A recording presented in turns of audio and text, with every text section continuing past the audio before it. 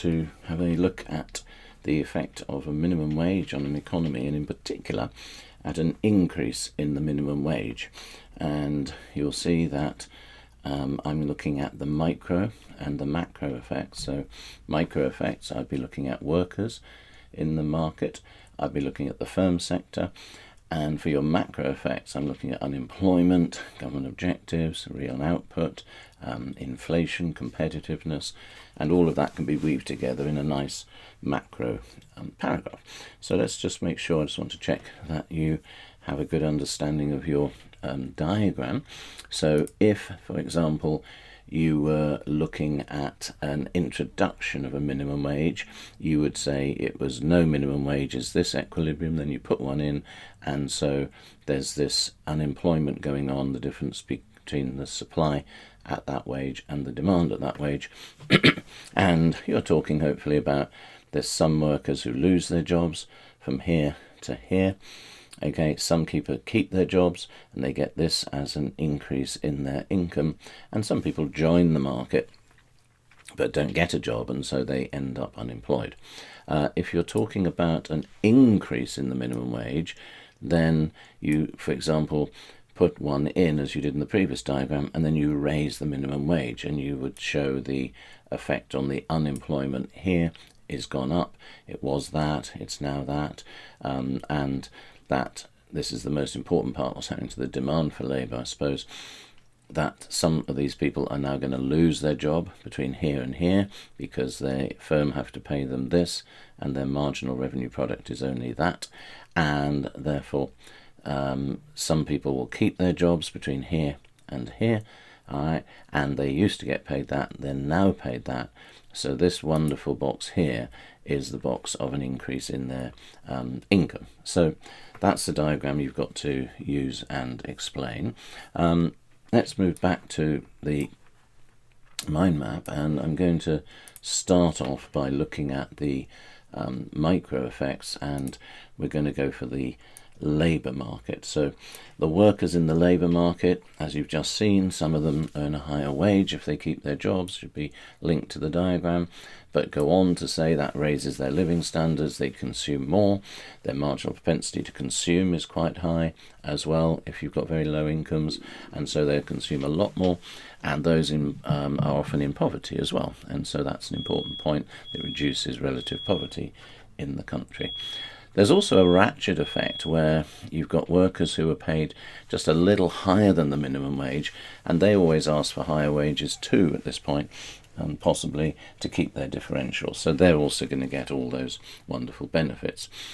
The other point I would make about the workers is that the hope of the government was that they would become more productive.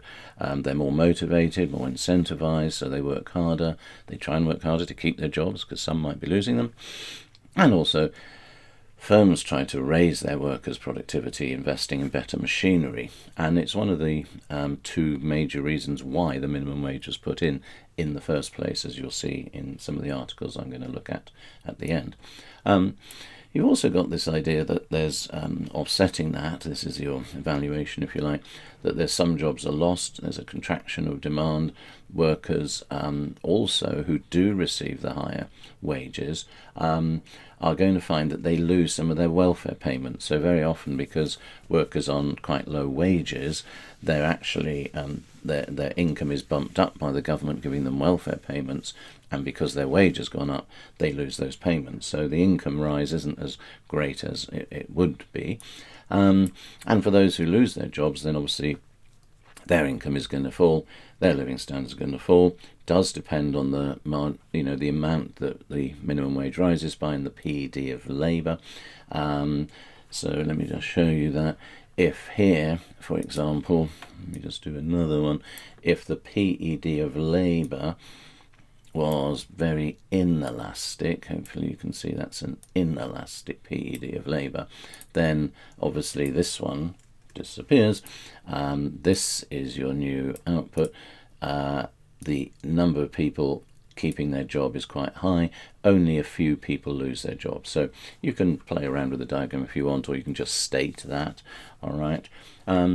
But also the effect often is that firms keep the wages high and they cut their own margins, and you'll find that in a recent study on the effects of the minimum wage in the UK is that profitability for firms has gone down, which we'll look at in more detail here. Okay, so on the firm sector, the second point I'd be raising is that wages are rising, therefore marginal cost, because it's a variable cost, will rise, ATC will rise, reducing your quantity, your marginal revenue, remember, slopes downwards. This also reduces your profits. Lower profits mean less funds available for investment, maybe your share price falls, and they become less dynamically efficient in the long run. You could, at this point, but you wouldn't be drawing diagrams here, say that a lot of the people in the who get the minimum wage are in these sorts of industries which tend to be monopolistic, and if you remember that they are going to be in are going to have no supernormal profit in the long run in monopolistic industry, so they only have normal profit in the long run. And the argument is that if they've only got normal profit, they make supernormal losses. Some of those firms will have to close down, and so these workers are going to lose their jobs anyway. And then that brings the market back to long-run equilibrium with only normal profit. The other thing you could argue is that some of the firms might be oligopolies, and how are they going to react? You could argue and talk about game theory. I wouldn't be building a model of it, just talking about it, that prices might react. So some firms might say, let's all agree, let's collude to put our prices up. Some might say, well, we're going to compete on non-price sort of competition now. Okay. And it does depend on how important the wage costs are in terms of the total costs as well. That's another evaluative point that you could raise. So enough, I think, to talk about in terms of the firms sector. And I would then turn to my last point, which is your macroeconomic effects. And I would look at the government objectives. I'd look at the fact that unemployment rises. You can use the micro diagram. You would say, obviously, that some jobs are lost because new workers enter the market. You could say it depends on how much the wage is raised, and the PDS and the PES in this case as well. You could say that employment is lower. Aggregate supply is going to shift to the left, because there's a lower output in the economy. But offsetting that, some firms try to raise this productivity. There's higher wages going to cause, for some of those workers, causing AD to rise, increasing employment. And, higher wages for some just leads to higher consumption, which is going to lead to AD to rise as well. So you're going to find that, the real national output is likely to fall. Productivity, however, might rise, and that will offset that with an upward shift in the aggregate supply curve.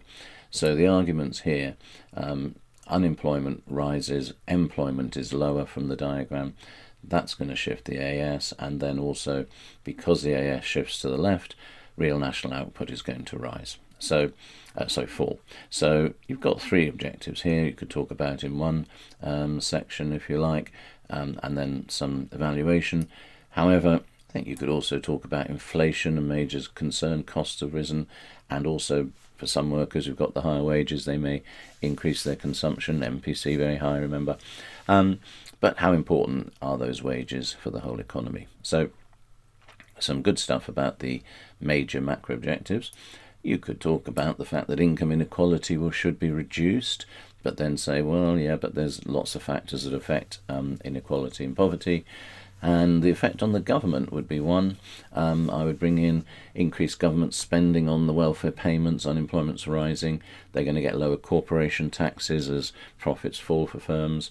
They're worsening the fiscal deficit. But also remember, some of those welfare payments are going to be removed for those who actually were in work and having to claim extra payments from the government. And your last macro point is international competitiveness. So international competitiveness, obviously with a rise in costs, are going to worsen, and that worsens the balance of payments, but it does depend on other measures of competitiveness. How does our minimum wage compare to other countries?